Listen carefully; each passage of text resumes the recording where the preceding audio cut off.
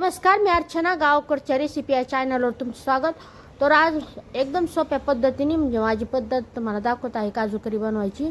तर इथं वाटणाचं साहित्य कांदा, टोमॅटो, लसूण, अद्रक आणि काजू घेतलेले आहे. ते वाटण कसं बनवायचं, अगोदर काजू बारीक करून घ्यायचे, नंतर बाकी साहित्य टाकून वाटण करायचं. पाणी टाकायची गरज नाही आहे. तर छान अशी पेस्ट बनवून घेऊ. तर भांड्यामध्ये थोडं तेल टाकलेलं आहे. आता हे काजू रंग बदलेपर्यंत परतून घेणार आहे. रंग बदललेला आहे काढून घ्यायचे. तर तेलामध्ये तमालपत्र टाकलेलं आणि हे जे वाटण बनवलेलं आहे ते टाकायचं. कच्चेपणा जाईपर्यंत, रंग बदलेपर्यंत वाटण परतून घेतल्यानंतर ज्या मिक्सरच्या भांड्यात वाटण बनवलेलं होतं त्यामध्ये पाणी टाकलेलं. तर हे पाणी टाकून थोडंसं असं मिक्स करून घेऊ. आता हे मसाले टाकून घ्यायचे आहेत.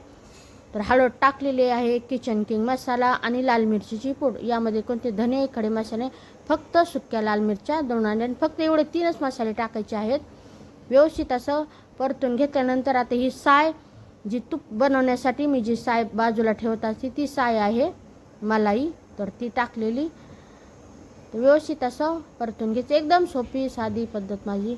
ते बाकीचं पाणीही टाकत आहे. असं पाणी टाकून आता छान अशी ग्रेव्ही बनवून घेऊ. आता व्यवस्थित असं मिक्स करून घ्यायचं.